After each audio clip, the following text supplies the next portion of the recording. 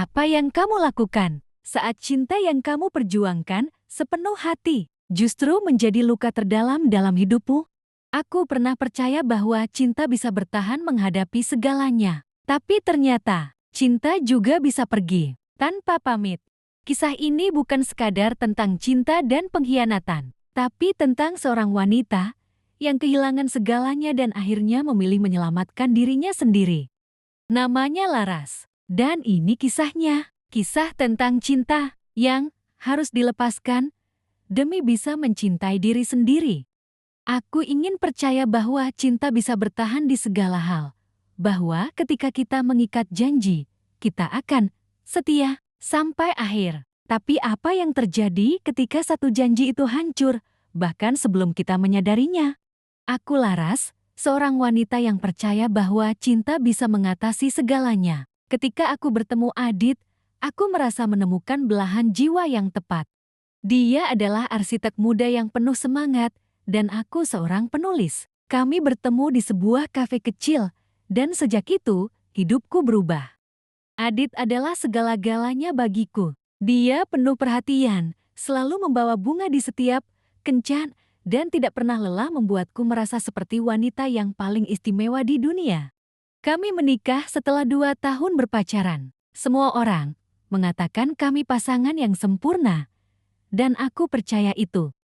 Tapi, sejak awal pernikahan kami, aku mulai merasakan ada yang berbeda. Awalnya aku mengabaikannya. Tentu saja, kesibukan pekerjaan, perubahan kehidupan, itu hal biasa. Tapi, semakin lama, aku merasa semakin jauh darinya. Adit sering pulang larut malam. Dulu dia akan menceritakan bagaimana hari-harinya di kantor, tetapi sekarang dia selalu tampak lelah dan enggan berbicara. Aku mulai merasa cemas, tapi aku mencoba mengabaikan perasaan itu, berpikir mungkin hanya perasaan tidak aman yang sering muncul dalam hubungan yang sudah berjalan lama. Namun, ada sesuatu yang membuat hatiku semakin berat. Terkadang, saat Adit pulang, aku mencium bau parfum yang tidak pernah aku kenal. Itu bukan parfumku, bukan parfum yang pernah dia pakai. Aku berusaha mencari penjelasan rasional untuk itu, tapi di dalam hatiku ada satu pertanyaan besar yang semakin menghantui. Apakah dia selingkuh? Suatu malam, saat Adit tidak pulang hingga larut malam, aku mulai merasakan kesendirian yang sangat mendalam. Di luar hujan, dan aku masih duduk menunggu dia pulang. Tetapi ada sesuatu yang mengganggu pikiranku. Aku memutuskan untuk mengecek jaket yang baru saja dia buang ke kursi, dan di dalam saku jaket itu, aku menemukan sebuah lipstik merah, lipstik yang tidak pernah aku lihat sebelumnya. Keesokan harinya, aku bertanya kepadanya, "Adit, siapa yang meninggalkan lipstik ini di jaketmu?" Dia hanya mengalihkan pembicaraan, berkata bahwa itu hanya kecelakaan. Tapi entah kenapa aku tahu dia sedang berbohong. Semua hal kecil yang mulai berubah, pertanyaan yang tidak pernah dijawab, perhatian yang mulai berkurang. Aku tahu ada sesuatu yang sangat salah.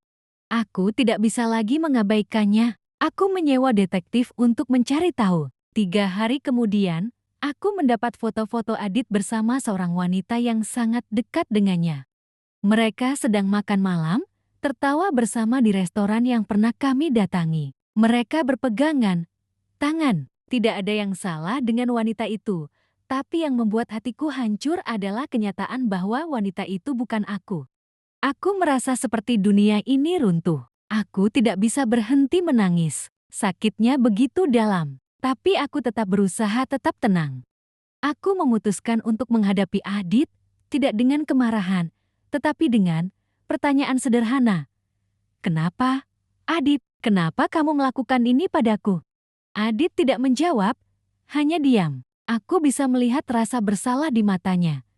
Tetapi itu tidak cukup, tidak ada penyesalan yang cukup untuk mengobati luka ini. Aku merasa seperti aku sudah hilang, sudah hancur. Aku merasa seperti dia sudah meninggalkan aku jauh sebelum wanita itu masuk ke dalam hidupnya.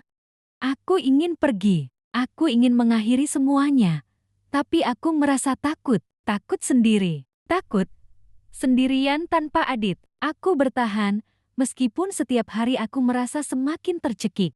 Aku ingin percaya bahwa dia bisa berubah. Tapi semakin aku berusaha, semakin aku sadar. Dia sudah pergi jauh, hanya tubuhnya yang masih ada di sini.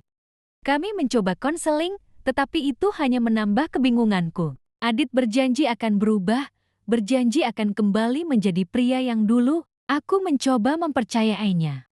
Kami mencoba lagi, meskipun aku tahu di dalam hatiku semuanya sudah berubah. Setiap hari yang berlalu, aku merasa lebih terasing, lebih jauh.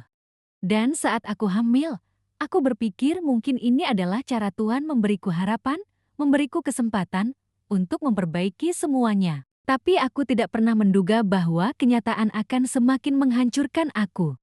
Aku keguguran, sendirian, dalam keheningan malam. Aku kehilangan segalanya anak yang akan lahir, harapan, dan bahkan kebahagiaan yang dulu aku kira bisa kami bangun bersama. Dan Adit, dia tidak ada di sana saat aku membutuhkan dia. Dia masih bersama wanita itu, masih mengejar kebahagiaannya sendiri. Aku terjatuh dalam kesendirian, dan dia tidak ada untuk menolongku. Aku merasa semakin terasing, semakin jauh dari semua yang pernah kami impikan bersama. Aku tidak tahu harus berbuat apa. Aku hanya tahu satu hal. Aku sudah terlalu lama bertahan dalam luka ini. Aku tidak bisa lagi mengandalkan janji kosong dan kata-kata maaf yang tidak berarti. Aku harus pergi. Hari itu datang. Aku mengambil keputusan. Aku meninggalkan rumah kami. Tidak ada air mata. Tidak ada perpisahan. Aku hanya pergi. Mengambil langkah pertama menuju kebebasan yang sudah lama aku inginkan. Aku menulis surat terakhir untuknya. Tidak dengan kemarahan, tetapi dengan kenyataan yang sudah lama aku sembunyikan. Aku tidak lagi bisa mencintaimu, Adit. Aku mencintaimu begitu dalam, sampai aku kehilangan diriku sendiri. Aku bertahan meskipun hatiku hancur. Aku berharap kamu akan berubah, berharap kamu akan kembali menjadi orang yang dulu aku cintai. Tapi aku sadar, aku tidak bisa terus hidup dalam bayang-bayang cinta yang hilang. Aku pergi. Bukan karena aku tidak lagi mencintaimu. Aku pergi karena aku harus mencintai diriku sendiri lebih dari kamu. Aku tidak tahu apakah kita akan pernah bertemu lagi. Tapi yang pasti, aku akan kembali menemukan diriku meskipun kamu tidak ada lagi di dalamnya. Aku melangkah keluar, meninggalkan kenangan-kenangan yang dulu begitu indah. Tapi hidup harus berjalan meskipun hati ini masih penuh dengan luka yang tak kunjung sembuh. Sampai akhirnya, aku menemukan kedamaian bukan dalam kehadirannya, tapi dalam diriku sendiri. Kadang, kita harus melepaskan yang kita cintai untuk bisa menemukan diri kita sendiri. Dan meskipun perpisahan itu sakit, aku percaya suatu hari nanti, aku akan bisa mencintai lagi. Dengan cara yang lebih baik. Laras memang kehilangan cinta, tapi dia menemukan sesuatu yang jauh lebih penting, dirinya sendiri. Kadang, melepaskan bukan berarti menyerah, tapi tanda bahwa kita cukup berani untuk tidak terus tinggal di tempat yang menyakitkan. Karena mencintai orang lain memang indah, tapi mencintai diri sendiri adalah bentuk cinta paling sejati.